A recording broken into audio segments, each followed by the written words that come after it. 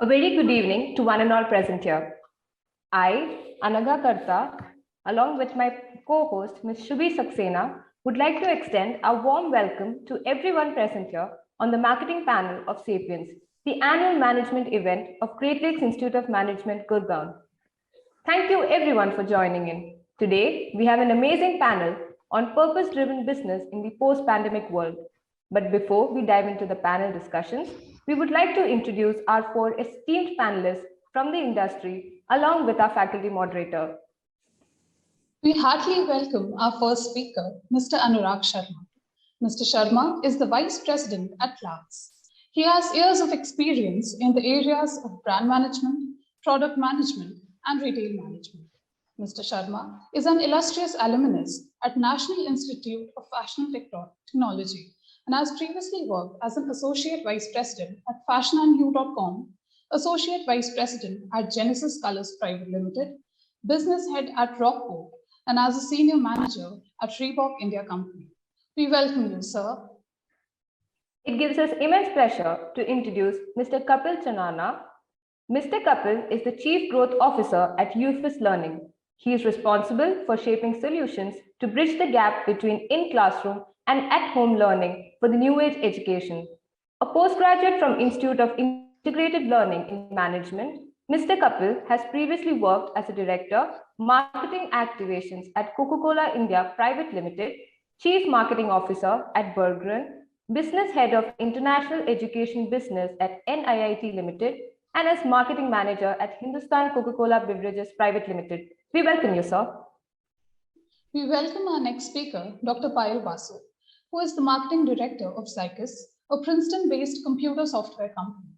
She is an architect turned manager who holds her management degree from Indian School of Business.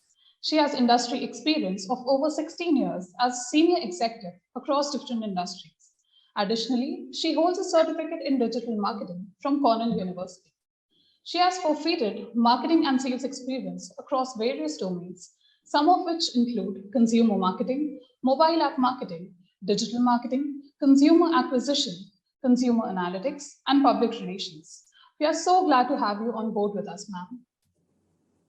It gives us great pleasure to introduce Mr. Solaire Shakthivel. Mr. Shakthivel is the Senior Vice President and Head of Commodities, Fresh Produce and DFP at Metro Wholesale India. He is a specialist in P&L management, retailing, process improvement, resource optimization, and productivity improvement. A mechanical engineer turned manager, Mr. Shakthivel has previously worked as Senior Vice President, Buying and Merchandising at Spar India, Senior Global Sourcing Manager at Amazon India, Head Product Development at Walmart India, and as Deputy Category Manager at Big Bazaar. A warm welcome to you, sir. Welcome, esteemed panel members. Allow us to introduce the moderator of today's panel, our very own Professor Mohit Malhan. He is an engineer who also holds a management degree from IIM Calcutta and has earned his doctorate from IIM Lucknow. His research interests include digital marketing, consumer behavior, information processing, political marketing, marketing in hospitality industry, and marketing ethics. He aims to be a thought leader in the marketing domain and contribute to global contemporary marketing practices. We would now request you to proceed with the panel discussion. Thank you, Anaga and Shubhi.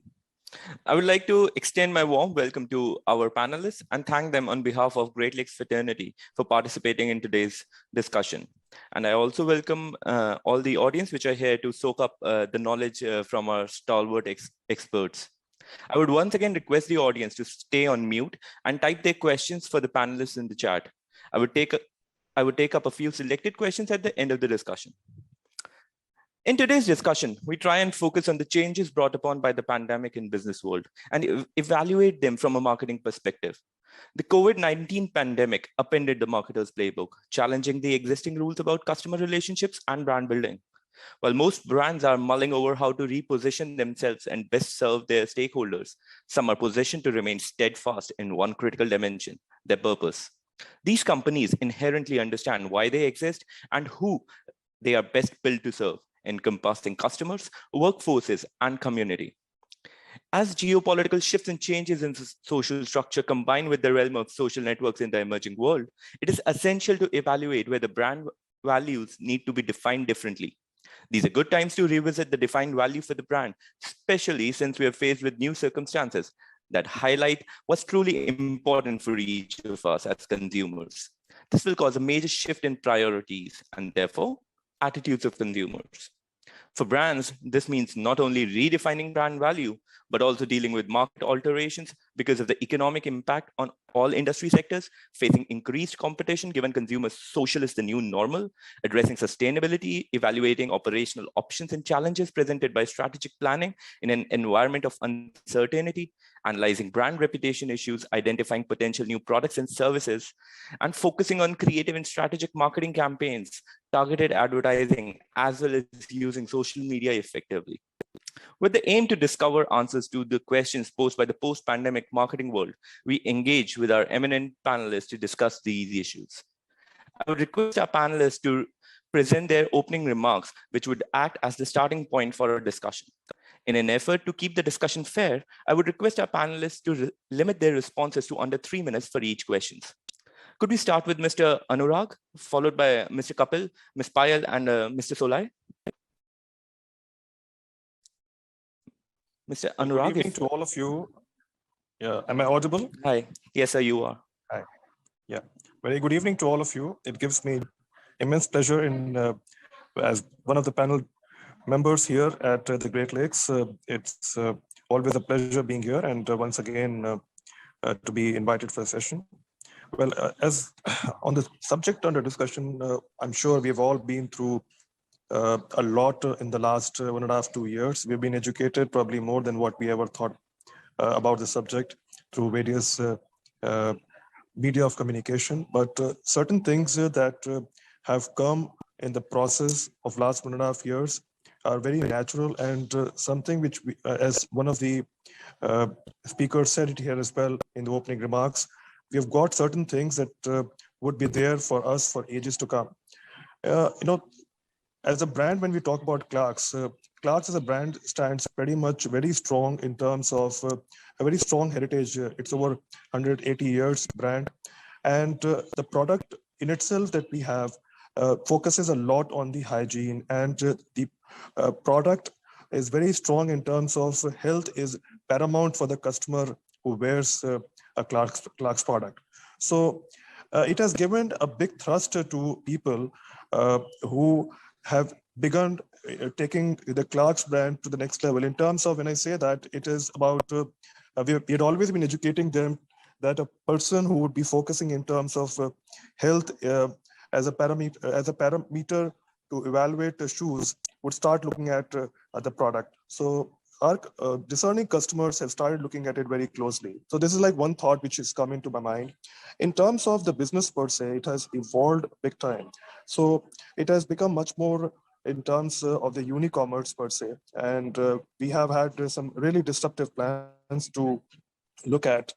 So it was not just about during the COVID times sleeping over things, but it was also about engaging the customer through an ongoing process. So there has been a gradual shift in terms of how people were looking at a product. We typically have been identified as a black and brown shoe brand in India. And the real challenge was to look at doing that gradual shift in terms of looking at product on the athleisure side, because we consciously realized that a lot more customers during the COVID times were looking at sports and athleisure as an important category to pick from the marketplace. So we had to do the gradual exercise, and we used the unicommerce approach to build that piece very strongly. Needless to say, we also used the marketing tools in terms of reaching out, celebrating our 10th anniversary of the Clarks brand in India, and we were lucky enough to be awarded the Economic Times award. And we use all these tools to communicate how strong we are as a brand, and that really helped to, we can very proudly say that there has been a substantial jump in sales in the last 3 months especially, and we are almost like 90% plus of our numbers where we were in 2019-20, and which has been a very, very positive jump from where we were in the months of May, June. Nobody ever expected the downturn to take such a big upturn in the course of the next few months. So on that note, I would like to keep it open and we can have a few more rounds of discussion as we progress. And I thought since you said I should limit it to 2 or 3 minutes, so I would like to hang in here. So we can do it more as we progress. I'm sure there's a lot more to discuss on the subject. I just thought to limit out myself here on this. Absolutely, absolutely. Fantastic to hear your initial thoughts, Mr. Anurag. Could I please request Mr. Kapil to present his opening remarks, please? Thank you very much. Anurag, great work. I'm actually a happy consumer of Clark's shoe. So well done and congratulations. Thank you so much. Thank you, Professor Venkatesh, for having me on board. And congratulations, Team Sapience, for having a sustainable property over the number of years.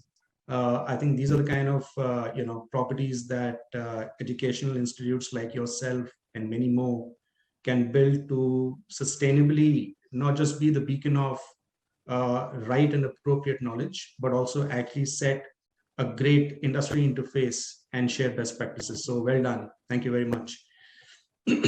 So at UFS Learning, if I can just take a few minutes to bring everybody on the same page as to what we stand for and what we do, since the whole context and the pretext is purpose-driven marketing. We are a 4.5-year-old young organization, and actually, truly in that sense, the last 19 months have been very, very challenging and actually rewarding as well. And I'll elaborate a little more on both. The DNA of the company, took shape when the promoters and few members actually, thought about the true challenge in the education space in K-12 segment, pre-primary to K-12 segment. For all of us who have kids at home, the simple problem was that a curriculum is being followed at school and a subject and a topic is covered in a particular manner, and the teacher is taking the class the way she's actually learned the subject and the way they've frameworked it. If a problem has if a student has a problem or a gap in the understanding of the subject, he or she may seek out help from the teacher. But when they come back home and take help from the respective parents, guess what? The parents have the respective, style of teaching the same topic and the same subject. Now, the student may or may not be, helped, so to speak. The third, corner is that if the parent engages a tutor, guess what? The tutor has another style of training the same or teaching the same topic or the subject, right? So in nutshell, we found there is a huge gap between in-classroom learning and at-home learning on the same subject. And obviously, all of us here in the panel, in the discussion and in the group have had different level of absorption of subjects and topics, which is why you favor a subject over another, and a lot to do with teacher per se. But you favor a particular interest area over another, a lot to do with parents at home. So when we started out way back in 2017, we found this as a glaring gap in the education sector in K-12, that there has to be a solution to integrate in classroom to at-home learning, wherein we provide a seamless learning environment for the same child. And the teachers and parents at best become a guide or a mentor in that learning process. With that, actually, we began this journey June of 2017, and today, almost end of 2021, 4.5 years, and we all know March of last year onward actually has been a different experience for everybody. But in this 4.5 years, some incredible journey that we've done. Today, we have a reach to 13,000 private premium schools in India, out of which 5,500 schools use our offering.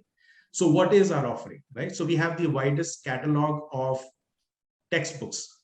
So in the K-12 space, widest catalog of textbooks, widest reach in the schools. And now as the technology adoption goes up, we can actually start to integrate a lot of this vision statement that we had articulated earlier.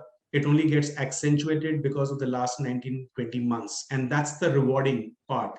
I mean, it's unfortunate that it had to happen like this, but it has happened. And you and I both know in the same period, India has given two largest unicorns globally when it comes to edtech. Right. But that is really driving a lot of conversations and a lot of aggression in this particular stuff. So in this 4 years, while the pandemic was on, our connection with the schools did not break, even though the schools stopped operation. Right now, obviously, this experienced sales force on the ground made sure that their relationship actually is working round the clock, and that excess capacity at the human capital level, we deployed it to actually connect the schools universe with any eventualities that they may need help on, whether it was access to information around pandemic and the medical solution around it, or connecting the dots with respect to actually supply chain to help them procure or get access to the medical facilities. And because of which we actually saw this relationship turning into a little more should I say productive and a gainful environment. During the same pandemic, guys, because of the reach that we had attained by the end of 2019, with our first Series A capital coming from Sixth Sense Ventures. In March of 2020, when we were just about to hit pandemic, we got a Series B funding by another venture capital firm in India, and they actually were pretty much happy with the story that we had spun and the journey that we had tread by then. And in 2021, when the world was trying to emerge out of it, we got 2 more partners on board as funders. So in overall, we've raised close to about $20 million funding. And if you see during pandemic, $14 million came in during pandemic. Now, the whole scenario is that the deployment of $14 million is happening as we go along. And we're just hoping that, God willing, we are not kind of hit by the train in the same period of March and April, because we all know the academic calendar for schools and the schools business actually is March, April. So we're all kind of making sure that we make inroads into supply chain as well as technology adoption. And when the time is right, we are actually looked at the first and the preferred partners. So in our vision to bridge the gap between in-classroom and at-home learning, we've not only built the largest catalog, but now we are building the ecosystem, or almost like a marketplace in education, wherein we can become a single sign-off for a parent, single sign-off for a principal, single sign-off for a teacher, for variety of education and learning aids, as well as the school management process. Right. Now, this pandemic, obviously, a lot of experiential change has happened, but you and I can relate to 3 topmost. 1, the credibility reigns. The brand which has the highest credibility, even if they're charging the highest price, they still have the target audience and they still have the consumers. Second, people are more aware and people are more akin to their own personal health and well-being, right? How can brands participate in that space? And third, the most important point, the connection points, which we qualify in a simplistic manner, media, that has become disparate. Now, conventionally, there used to be TV channels, then it became audio channels, then it became digital channels, and now there are talent channels. Now, that poses a lot severe and a complex problem for a marketer to actually right select and right deploy the channel in order to emerge or gain from their purposeful marketing. So I'll pause, like Anurag mentioned, we've got a lot more to discuss. I'll pause and I'll take any questions, or we can just move to the next panelist. But thank you. Fantastic points, Mr. Kapil, and we would definitely raise more questions from that. Let me let every panelist have their opening remarks, and then we open the discussion now. So can I now please request Ms. Payal to present her opening remarks? Thank you, Professor, and thank you, Great Lakes Institute for having me over here. I'm really looking forward to the evening and learning from my fellow panelists. as everybody just mentioned that, the past year and a half have been very transformative, to say the least, for each one of us, both professionally as well as personally. While personally, we all went back and revisited, what are our priorities? How do we conduct our lives? We learned to live lives in new ways, adapt to, new normals of, what our habits were, how we changed our preferences. Businesses and brands were, no different. I think B2C brand, we had to really go back to revisit our core, as in, why do we exist? What is our purpose? What is the value that we bring in the customers' lives?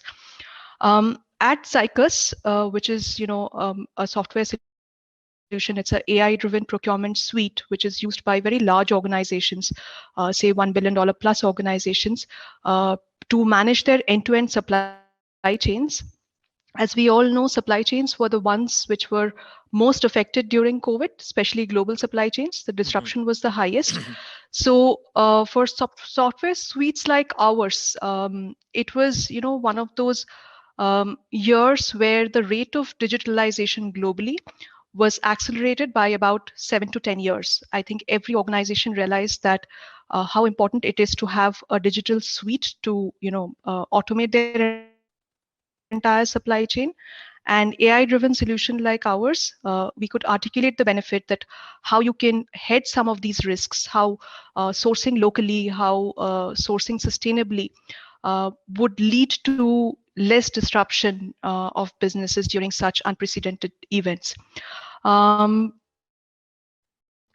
to how marketing changed, I think it changed manifold. Every day was a challenge because we had to adopt to newer ways of doing marketing.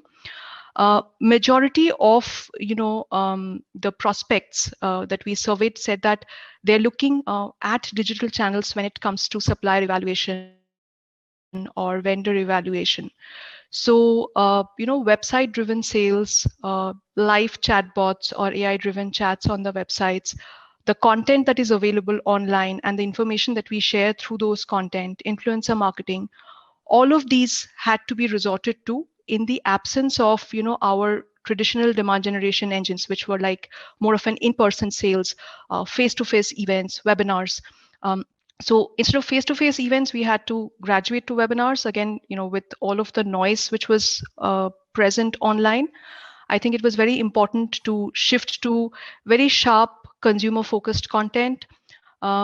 We had to look into very micro granular segmentation, because since we supply globally, like Europe, US, and Asia Pacific, all of these geographies, the disruption and the demand that was coming from each of these markets, they threw all of our historical prediction models haywire, because each of the countries had their own ways and government responses to respond to COVID. So the demands would fluctuate up and down, and we couldn't use our earlier predictive models to predict what's going to happen. So granular level of segmentation, very deep level persona-based segmentation is what marketing had to quickly adopt to. Another challenge was that there is an area called product marketing, which exists in all of these, SaaS sales, where it's a very key vertical in marketing, right, which act as a conduit. We feed in information into the products team to tell them what to build next. Similarly, when product is building something, product marketing actually comes back and articulates that. That's where the whole messaging happens, both for internal sales as well as for customers. I think they went. They had to become super agile because most of the, as very rightly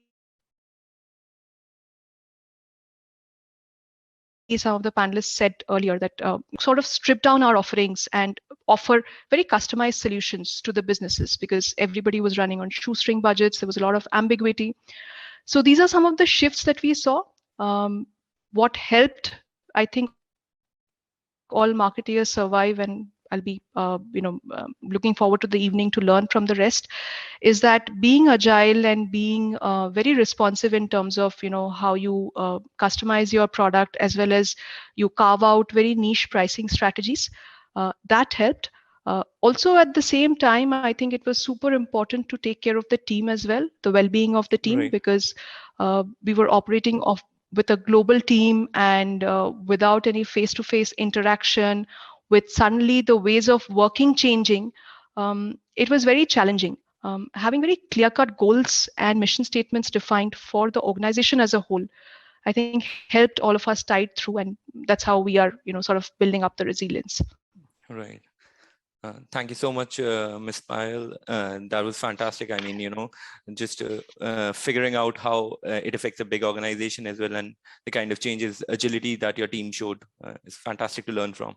Now, can I please request Mr. Solaire to present his opening remarks? Hi, everyone. At the outset, thanks so much for having me on the panel. I look forward to really learning a lot from the conversation here. And I think having spent about 18 years staying as close as possible to the customers in the retail come wholesale segment, I think pandemic has, to my opinion, taught people to unlearn more than learn. Because we've all largely unlearned a lot of things. We have questioned our conventional wisdom, what we thought otherwise is taken for granted. I think we have gone back to revisit whether or not it holds true. Simple example could be the most commonly asked question in any interview, where you see yourself in 10 years. I don't think anybody got it right? So at least I've stopped asking such questions in the interviews in the recent times. In terms of what that meant for the overall consumers, I would say, in my opinion, is it brought the emotional connect out. So it actually brought human beings out of the physical bodies, and it helped people actually connect with each other far better and far more strongly. As far as marketing is concerned, this is a theme today. In my opinion, I think it brought out a marketer in every one of us, because what was originally thought out to be marketing to be a separate department for connecting with the external customers, this pandemic has also taught us that companies need to connect with their own employees, and even the HR needs to play the role of a marketing person in terms of connecting with their employees during these difficult times and making sure that the employees' well-being is taken care of and the brand equity is really strengthened, etc. One other interesting thing which also happened, particularly for the retail come wholesale segment, is really appreciating the traditional things which were taken for granted. For example, the very moderate, humble Kirana store nearby, which people have largely taken for granted, as being the biggest savior during the lockdown times when all other modern formats could not be up and running. So in terms of realizing the things that one already has, I think it opened up a plethora of opportunity for people to introspect and relook at things which already people had in hand and value them the most. I think that to me has been the biggest learning. What it translates to any organization like a Metro Cash and Carry or an Amazon or other companies like Walmart that I work for is to try and understand the customer much better, because the needs are changing really, really fast. The wants have become the needs now, and people have become extremely impatient. I cannot wait for tomorrow. I need to have it now. And what was otherwise a very long vision has now become a daily mission. So from all those standpoints, the task in hand for most of the marketeers and also for organizations is to really be on the toes to try and understand, hear the customers as closely as possible and as frequently as possible. Once in a quarter, once in a 6 months Nielsen survey probably no longer stays relevant. It probably needs to be on a daily basis to be on the floor to understand the customer needs. And then whoever is able to adapt faster is the one who is going to be winning in the long run. So from all these standpoints, it is also indirectly bringing the benefit of being more, I would say, agile and also more efficient. Because in the eventual run, only the ones who understand the customers and able to meet their needs in the most cost-effective way, respond to the needs much faster, are the ones who are going to be surviving.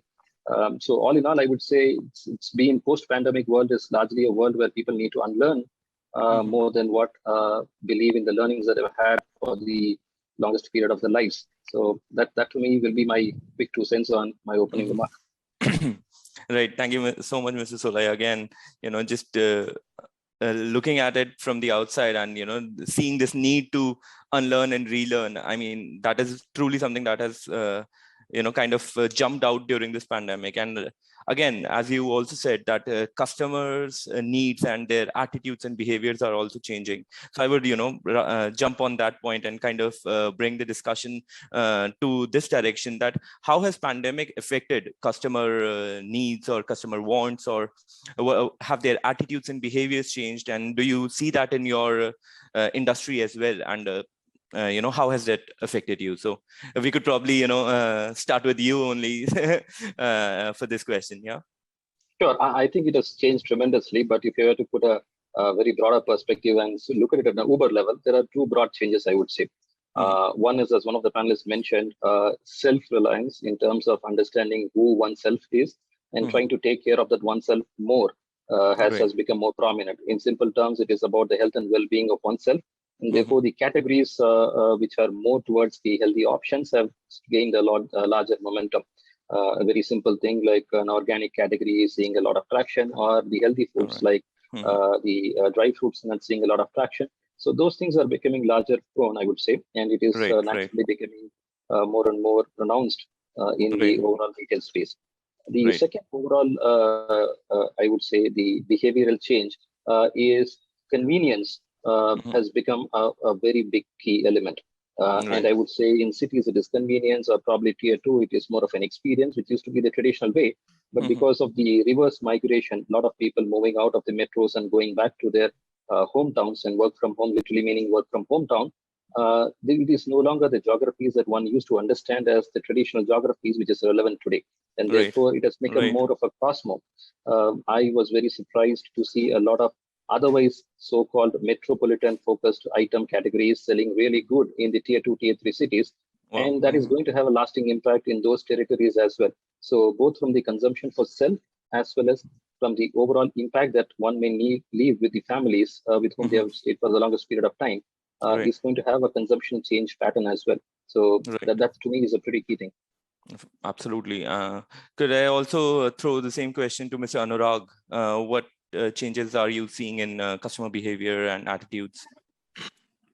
Well, there's been quite a bit of a change that we've seen in terms of the consumer behavior. But before addressing the consumer behavior, as I said, there has been a very gradual shift in terms of people spending more towards the sports and the athleisure category, is what I shared in the first part as well.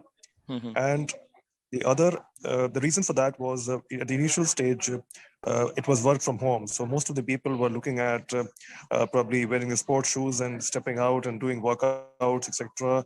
And if at all, they had to buy a pair of shoes because they were in a buying spree. So the first shoe they were picking up was probably an athleisure shoe. So that was the starting point. And for a brand like ours, which we have been centered around more on the black and brown shoe in terms of top of mind recall. So it was a kind of, although we have a very strong product line built around the athleisure side, we're not really sports, but we have a very strong athleisure side. So it was a challenge in terms of communicating strongly in terms of reaching out on an ongoing basis and offering a product mix which was relevant to them. The other important change in terms of consumer behavior, that's something we observed, was at the initial stages, say around June, July, the real consumer was not really looking at discounts. He was an actual customer. So you could get away without giving discounts, and the average transaction values were still high because he was a genuine customer. At the same time, needless to say, as the market opened up a little bit, so people started looking at offers and opportunities, and then it gradually transitioned into the more of a routine market. That's what we had seen over the years. So it had been a gradual shift. And even when I take back to the early days of the COVID times, there has been a big shift in terms of the e-commerce bit. So digitalization has played a very pivotal role in terms of the business per se. And so for us, it has become a very prominent point of sale for us. So omni-channel has really emerged very strongly in terms of people reaching out to the stores and using the digital apps, etc., to do their online shopping bit, and which also was a very important thing that we also, all of us went through it, and so much so we as well, the pin code selection as to which market is opening, which pin code is opening up, and each of those customer sentiments in each of those markets were very closely monitored, and it made a very important point of reference for us as to see as to which pin code is going to really make a difference.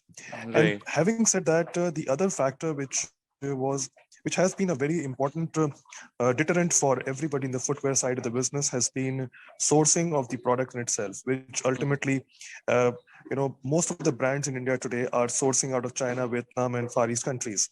And the sourcing from these countries, logistics, etc., became a big pain point for most of the brands, and it was for us as well. So when the challenge really comes in, so it was more about huddling and redeploying and looking at as to how we do it. We typically work on 2 seasons in a year, and the deliveries getting affected. And despite all these odds, to getting fixed the sales numbers to be at around 90%, and trying to have an ongoing dialogue with the customer and saying both internal as well as external customer. Internal would be the channel partners, and external would be probably I'm calling the real customers. To get them aligned with the brand was a little difficult, but very strongly I can say that we really made some good progress, and were able to make significant improvement month on month and week on week. Right. I hope I've been able to answer what you asked me. Absolutely. I can clearly see, the kind of changes, customer behavior, the changes in customer behavior that happened with your industry as in your segment. Can I then open this question further to Mr. Kapil, and if he could just take this question and see and educate us about what kind of changes they saw with the customer behavior and attitudes in his industry. Yes, I absolutely agree with Mr. Shakthivel and Mr. Anubhav. So Anurag, and sorry. But if I was to just pull back on the moot point of the panel discussion today, which is basically purpose-driven marketing and purpose-driven agenda. Now, the last 1.5 years, if you've seen, the vintage brands to the new age brands. They may have stuck to their purpose still, but they may have applied themselves differently, exactly to what Ms. Basu was alluding to at some point in time, right? And actually, Solaire very beautifully, summarizes that actually everybody's found a marketeer in themselves. So as disconnected a person in supply chain as it is, but he or she still has a valid point towards how we can accentuate the supply into the market with a slight modification or with a addition of route or a optimization of route, right? Now, eventually that has met the need for the brand or the product. But the reason I'm trying to pull back is majority of the companies, wrong thing to say, most of the vintage companies have actually stuck to their purpose even more and actually gained from the changing consumer behavior and motivation. And they're still watchful, by the way. They've not made a certain note of it or a certain point of it, but they're still watchful whether the shift in habits in the last 19 to 20 months, are they temporary or they're actually permanent in nature? Yes, few categories may have become predominant, but largely over a period of time, whether this sticks to its current, motivation or not is still to be seen. If you were to take away pandemic, actually purposes evolve only if there is a new, a new or a complementing market or an opportunity that a company, spots, and eventually they want to transition into a different organization setup. Otherwise, a brand or a company, I've not seen changing purpose for a short period of time. They've just kind of remodeled their approach or application. B, in closer home, if I was to kind of make a very quick point, like I said, we start with a purpose of bridging the gap between in-classroom and at-home learning solutions, right? Now, if you were to go back into the era 2010, 2011, there were many education players back then also talking about online education, and many of us on this group or panel may have actually tasted online education in bits and pieces, right? But when it comes down to the lower, audience or the younger audience, the adoption happens first at the parent place. But the proponents of that are actually the school administrators and the teachers. So a biggest change in the last 18, 20 months that has happened, that this kind of a panel discussion or a webinar has become a reality, which means that even though I still forget to unmute myself when I start to speak, that unlearning bit is still going on. And like Professor Venkatesh and you guys were battling with setting the panel on, and we said conveniently, by the way, we said conveniently that technology still fails us. Actually speaking, we are not keeping pace with the technology still at our end. And I'm talking about myself. And this technology, True. If you were to take this technology as actually a beacon of what is happening in the market dynamics, it is exactly that. We are not keeping pace with what is, coming our way and how it is coming our way and what do we need to do. So to the point which Ms. Basu made, the agility, needs to be addressed, not from the delivery point of view, but also from the perception point of view of what is hitting us. So in this sector as well, we've seen a lot of openness from the principals and the teachers and the administrators to actually look at digital offering and offered through their schools network. That is getting vastly accommodated, and which is why from the B2C category, you see a major scale up and a major valuation, but we are a B2B player. Okay. And our vision is to make sure that our B2B channel allows us to grow to B2B2C. As of now, even though we say never say never, but we are sticking guns with B2B channel. And we hope to build direct communication with the end user, but through the channel of schools. And therefore, every exercise that we're doing today in our ability to bridge the gap between and classroom and at-home learning is from that standpoint. So consumer motivations and behavior, right?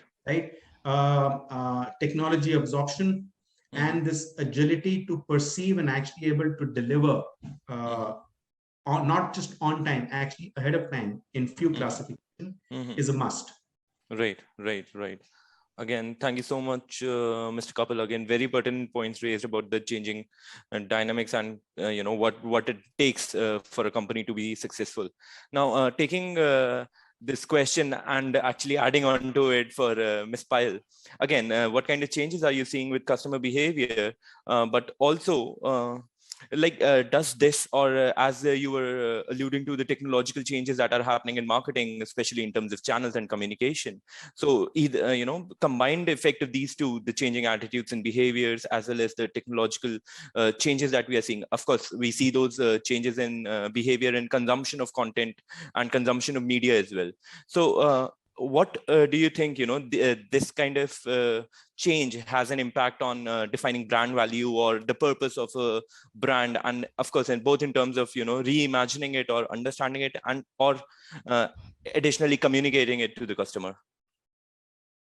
Sure, I'll take the first part of the question first, which is how do we see the consumer behavior changing? For us, consumers are typically organizations, because it's a B2B organization. So what we saw is that in Europe, clearly there was across all sectors, whether it's manufacturing, whether it's F&B, all the large organizations, the pace of digitization accelerated with a focus to sustainability. I think sustainability is the key word in Europe right now. You talk to anybody, I think everybody is on a sustainable agenda. And the preference globally was towards cloud-based solutions, software solutions, which can enable sustainability and head supply chain risks, like source locally, be able to identify where all you have very high risk areas. In certain geographies, we also saw a shift from the Fed segment, the government segment. We work very closely with the government of Australia. We saw, they're trying to extend the whole digital suites or digitalization initiative to other departments. They're going deeper. Similarly, certain territories in Europe as well, where we are seeing increased interest from the Fed segment to go digital, because everybody has realized, what COVID means, how their response systems and their, the NHS of the world or the medical supplies, how they were affected. So we clearly see a lot of renewed interest from the Fed segments of globally from different countries. Also in regions like Middle East, where it was more greenfield, there were still Excel sheets and PowerPoints being used for doing most of the jobs. Again, there's a clear push right now to digitize as fast as they can. Another thing which we have seen with most of our prospects is that there is a renewed interest in relooking at how they are using their manpower. if I can call it like full-time resource optimization. The jobs that they were doing, how much of it can be automated, how much of it is repetitive task, whether they can be, redeployed into strategic tasks. So that was another clear shift.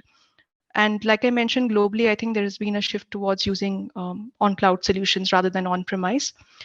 In terms of marketing channels, I think the shift is here to stay. I started my address saying that we see majority of our prospects say that they do the entire supplier research online these days, and that's going to stay. The go-to-market models in all of the geographies shifted, and the shift was clearly from an in-person or field marketing sales to a digital sales, and that's here to stay, which means for us to be more agile digitally. While it is good and you can it's very scalable, like you can reach a larger number of audience quickly rather than having to travel to different geographies and do in-person meetings, etc. At the same time, it comes with some flip sides as well. You have to be very careful about the messaging that you craft, how you communicate. In B2B, typically the deals are very they have a long sales cycle. So keeping the prospect engaged for that entire duration of say 7, 8, 10 months is a challenge, and finding out interaction points digitally is something which we are trying to figure out. Every marketer is trying to figure out. um, at the same time, building credibility online in the absence of face-to-face meetings or sales calls, etc., it all boils down to how purpose-driven your message is and how you can tailor make it to each persona you're interacting with. uh, Very large value B2B sales typically involves multiple personas, multiple CXOs of different functions. So we had to go very deeper in terms of segmentation, identifying what is the need of each persona. Say a chief procurement officer versus a chief technology officer, both of them will be involved in decision making for the deal. But what would each of their needs be? What would make them successful in their jobs? Crafting messages accordingly, and making sure the product also delivers. So I think value-based selling or value-based messaging is where the shift had to happen, and it is here to stay. Right, absolutely. And I totally agree with this. So again, with this, I actually want to raise another question. Whether sustainability is going to be a differentiating or a mandatory purpose for every brand. I mean, moving forward, and I open this up to other panelists as well now. And do you think, like, what other purposes do you see bringing value to brands in the near future? So maybe Mr. Anurag can take this if.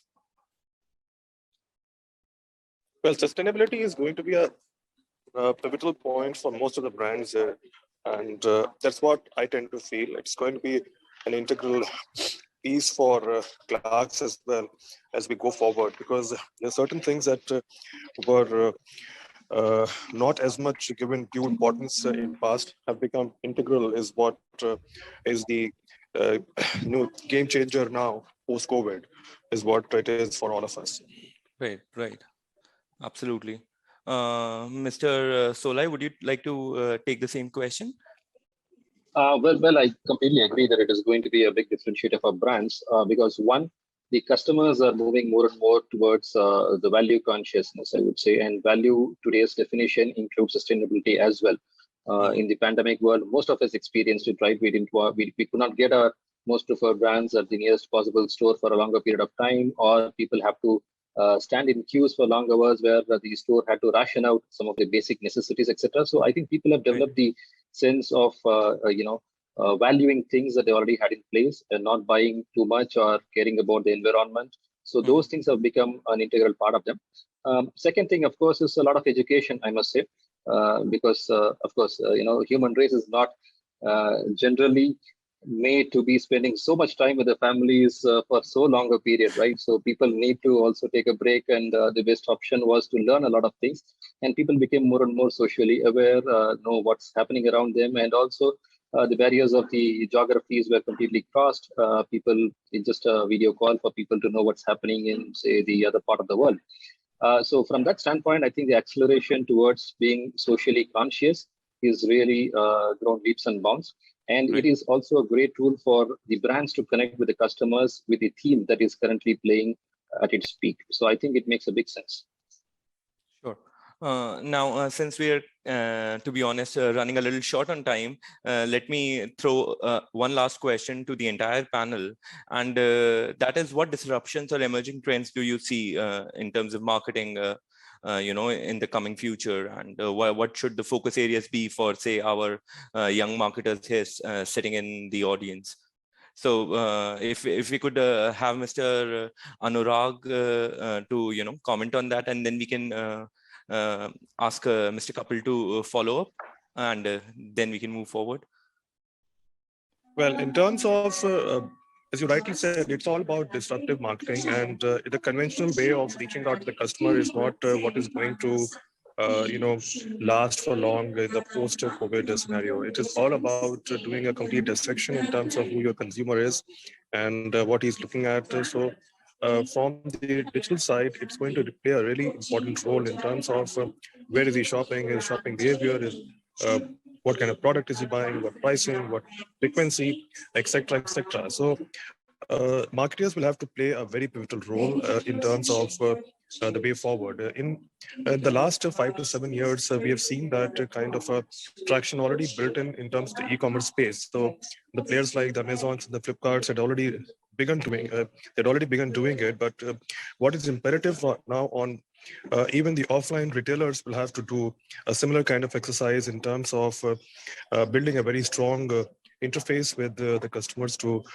really build an ongoing dialogue with them, because you would not be able to afford one more round of a downturn and not knowing who your consumer is in a very detailed fashion. As long as you know them in a detailed fashion, you would be able to go through any such downturns if ever they happen, God forbid, in times to come. So the marketers will have to really deep dive in terms of assessing and then moving on, which would be critical in terms of whichever way the marketing plans are made. And needless to say, digital is going to play a pivotal role in terms of building that piece on the block here. Right. I Thank hope you so I much. have answered it. Absolutely. Thank you. Could I also ask Mr. Thanks. Kapil to give his thoughts? Absolutely. Just before going forward, I'll just take one step back on the sustainability bit. There is actually a strategic shift which is taking shape when it comes to sustainability.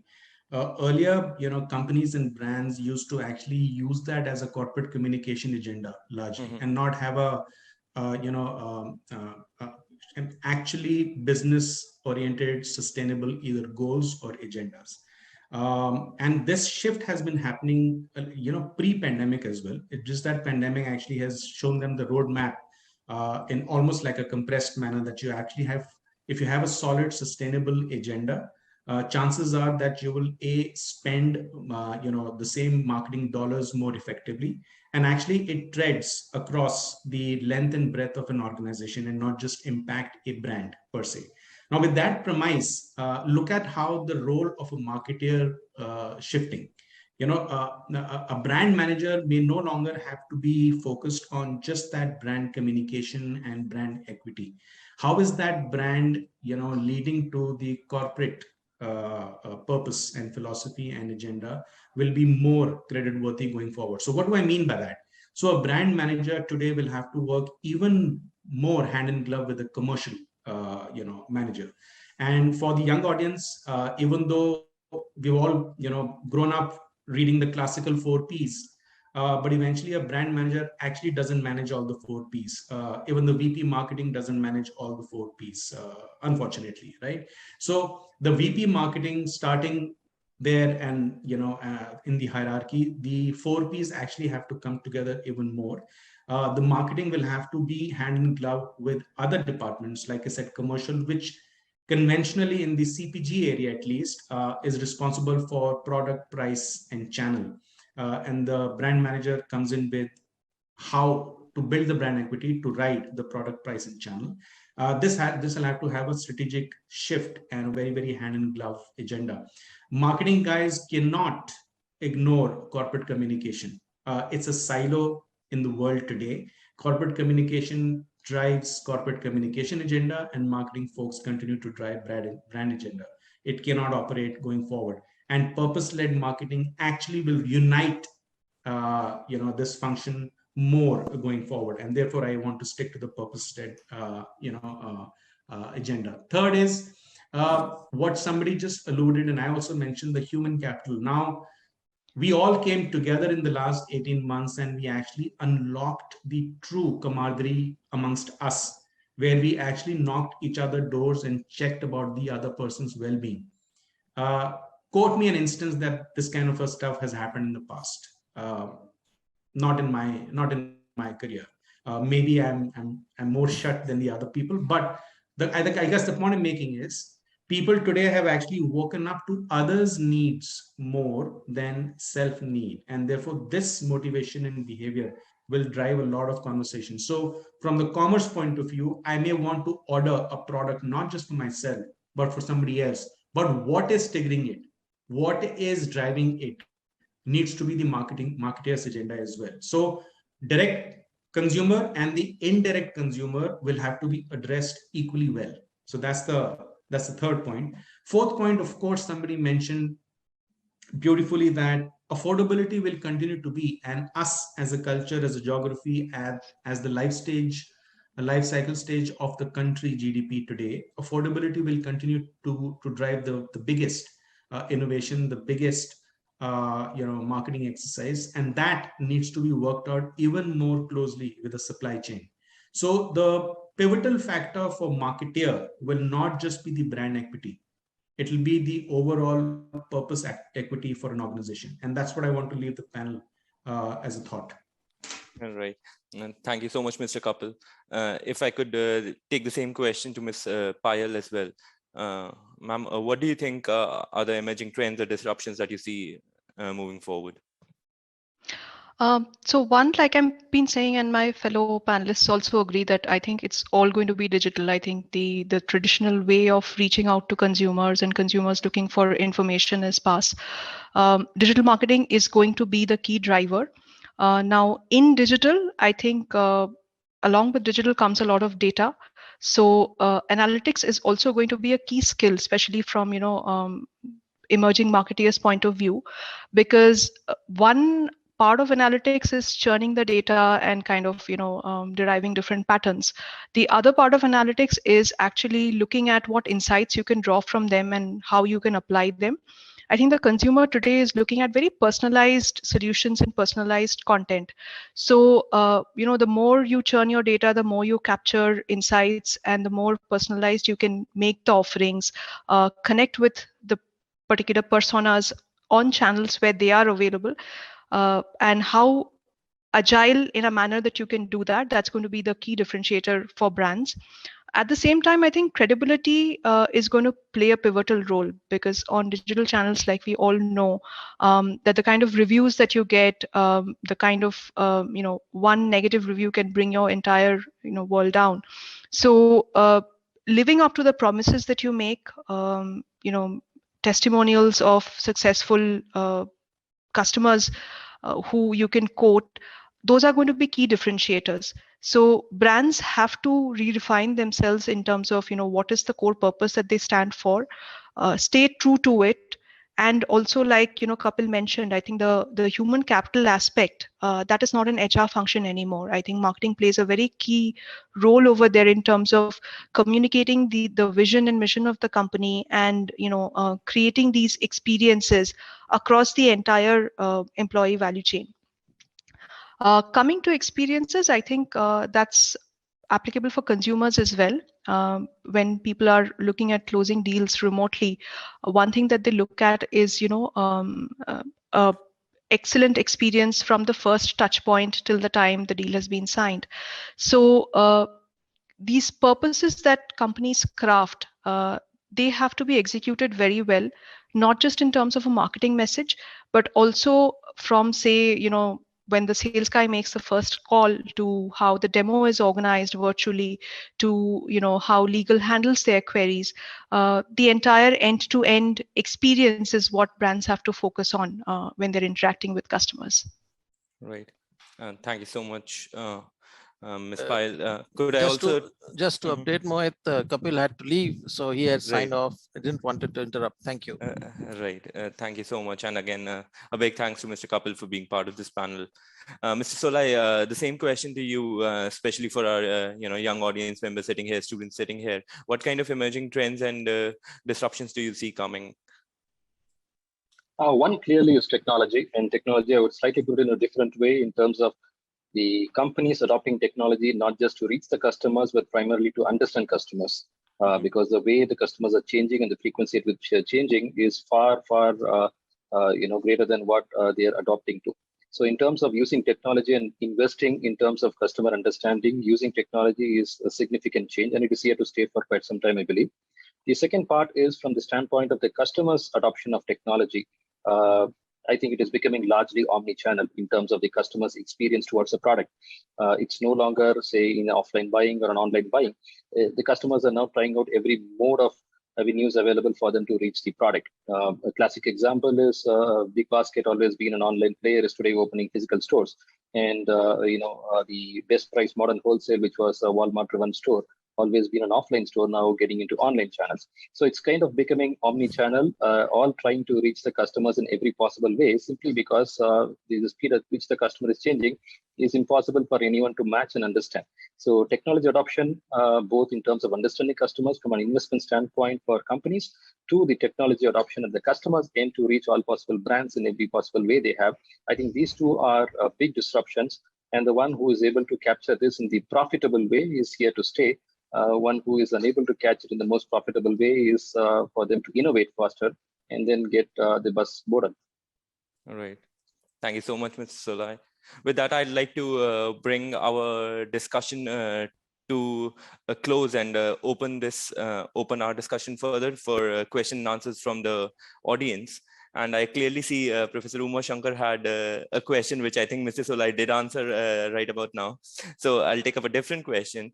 And it is that in the context of retail customers, with the, given changing, life-changing or threatening experiences they have, and hence the fungibility of life per se, do you also feel that living in the now will also be a trend moving forward, especially considering the kind of horrors or absolute mayhem we saw during especially the second wave of COVID-19. So do you see that customers would live in the moment more from now on, and would that again have some impact? So the intent was, we are always known as a country which is very high on savings. Right. Yeah. Right. Will we change that, or will we say that, who are we saving for? Right. Maybe that living in now, I meant that actually. And maybe the pandemic is the precursor. Thank you. Yeah. So any of our panelists can take up this question. I can take it probably. Sure. Okay. So I think it's a dichotomy. There are two trends emerging from what we see. One is, as I alluded, the wants becoming a need now, because I want to live, I want to experience, I want to do all of that the shortest possible time.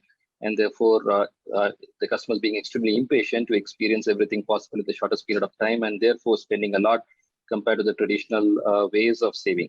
The second piece is also largely realizing, probably during the pandemic, the less fortunate, largely realizing how important savings is, and therefore not able to, or not willing to waste products beyond what they could consume. So that again, we are seeing in terms of people trying to buy in smaller packs, not having to store for longer, not wasting food, specifically from the perishable products that I mean to say.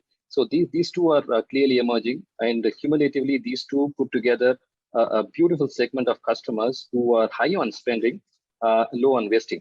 So that's a nice segment for any marketer to capture. And therefore, the segment is so large that it can probably run for the next 4 to 5 years. Right. I will also take up one question from our students. What are, and Ms. Payal, if you could answer that, that'll be fantastic. What are some marketing strategies that can help the organizations grow sustainably in the future? Like I said, that making the different digital channels your first, point to reach out to the customers, while it's a shift, and it makes us reinvent how traditionally we are used to doing marketing. But at the same time, it is in some ways especially the organic channels, if they're used well, they're a low cost, marketing channel. So, and then, like I mentioned many times during my discussion today, that content is going to play a key role, and influencer marketing is going to play a key role. Today, the consumer, it's not just about B2B, it's more, I think, relevant to B2C. When we buy something, we, watch a number of videos, we watch people, showing unboxing of, a particular gadget that we want to buy, we need to buy, etc. So I think community-driven marketing, where you build communities and champions for your brands, is another way where, I see marketing shifting towards, and that's how consumers are more and more making their decisions also through. Right. Thank you so much. And I would again like to thank all of our panelists. I mean, it has been such an incredible discussion, I think. And, we kind of discussed how agility and, in the workplace is so important, how we are seeing kind of an overlap between even HR and marketing for that matter. And the change in the customers, and especially with them being so digitally savvy, how we probably need to focus on that as well. So thank you again for this wonderful discussion. And I would like to express my gratitude to all the panelists for this insightful discussion for our entire student body, as well as us, of course. And I'm sure the learnings from this panel discussion would stay with our audience members for some time to come. And we've kind of run out of time. So I would like to, bring this discussion to a closure. And honestly speaking, I myself have picked up a few ideas for further research, going down the line. So thank you once again. I would now request Professor Jones to kindly deliver the vote of thanks. Thank you, Professor Mohit. It's a privilege to propose a vote of thanks for this excellent panel discussion. First of all, on behalf of Great Lakes Institute of Management, Gurgaon, and the marketing area, I wish to state my sincere thanks to our panelists for today, Ms. Basu, Mr. Solai, Mr. Chanana, and Mr. Sharma, for being here with us today and sharing their views on the theme, reconceptualizing business purpose and redefining brand value, marketing vistas in the post-pandemic world. The experienced panelists who kept their companies at the forefront of the fight against the pandemic while delivering value for their customers have brought out various valuable insights. Now, these insights have surely informed the students and other participants' awareness of the marketing challenges. And I can say, for one, I have personally picked up a few things, new tricks for the old dog. For example, Ms. Payal Basu talked about revisiting our core values and purpose. Digitalization happened in a very fast manner. In fact, at a speed which was very difficult for many companies to manage in the beginning. Companies have looked at newer ways of marketing which had to be adopted. Global disruptions causing business projections to be discarded. Granular persona-based marketing had to be developed. Product marketing had to become super agile, and also taking care of the team through a very tough time. Thank you for your views, Ms. Payal. Mr. Shakthivel talked about the pandemic having taught us to unlearn more than learn and question established processes and the firm's purpose. In marketing terms, everyone had to become a marketer. And I strongly believe that it was there earlier also. There was this feeling that marketing should not just remain in the marketing team's ivory tower. Everybody in the organization is a marketer ultimately. But I think it has come out very well in this panel discussion how this feeling actually has got accentuated as a result of the pandemic. We have taken a lot of establishments like the Kirana store for granted, according to Mr. Solai, and they suddenly, we have realized that they've become lifesavers, and this actually overturns that belief that modern retail would not allow these mom and pop stores to survive. But we've seen that they reinvented themselves, and today, if you really look at how marketers like Reliance and Amazon are trying to reach out to the marketer, to the customer through these Kirana stores, we know that we have a new normal in the retail domain. And he also talked about wants becoming needs and an increasingly impatient customer who has taken over the marketplace. And marketers have to respond to them. And at many times, we have to think ahead of the customer, actually, not respond to them, but proactively preempt that consumer behavior. Mr. Chanana talked about how EdTech has played the role of mentoring of students in the younger age group, and how the sales force continued to connect with the company's very wide network of schools. And this was the purpose of UFS learning. You also mentioned that we're not keeping pace with the changes in the marketplace, and marketers have to adapt faster if we have to survive. Mr. Anurag Sharma, when he was talking about the lifestyle category, or the lifestyle segment, he talked about how awards that the brand received, they form the basis of confidence building during and post-pandemic for the Clarks brand. And the result was sales numbers which were achieved much before target date. Of course, the pandemic has taught us that numbers are not everything, but it's a core fundamental purpose of every organization. But while we achieve the numbers, we have to keep in mind the customers' needs as much more than ever before. So with all these insights from the panelists, thank you very much for enriching the session with your knowledgeable inputs. The marketing area thanks Professor Dr. Mohit Malhan, who took on the mantle of moderating this session for the lively and well-structured discussion and a slew of thoughts-provoking themes on which our esteemed panelists deliberated. Thank you, Dr. Debashish Sanyal, Director, GLIM Gurgaon, for being the driving force and inspiration for the event, as always. My thanks to Professor Kirti Sharma, Professor in Finance, for being the driving force behind Sapience and all its various functional discussion panels, including marketing, finance, analytics, operations, OB and HR, and entrepreneurship. I might also say that since this is the first panel, marketing was the first panel, and there are 5 other panels to follow. And Professor Kirti has a lot on her plate even now. It is no easy task to organize such an event, and more so in a virtual format. Thanks go out also to the MCs of the event, our PGDM students, Anagha and Shubhi, and to Sonit Dogra for being a highly efficient spoke for the event. My thanks to all GLIM members who worked silently behind the scenes, including the marketing team for all the publicity collaterals, the IT team for the virtual platform support, Ms. Shweta Puri for coordinating on multiple fronts, the corporate and career services team for their invaluable support in inviting speakers, and the administration team for making all the other arrangements. Thank you, faculty members, for participating in this panel discussion, and a thank you to all students for being attentive learners today. Last but not the least, thanks to Professor Uma Shankar Venkatesh, Program Director, PGPM, and Professor of Marketing for being the sage of the marketing area, and Professor Anirban Chaudhary for his contribution to this event. Thank you very much. I once again thank our esteemed panelists for sharing with us your wisdom and insights. I also thank the management and our beloved professors for creating this platform for us. With this, the marketing panel is closed. Thank you and have a good day.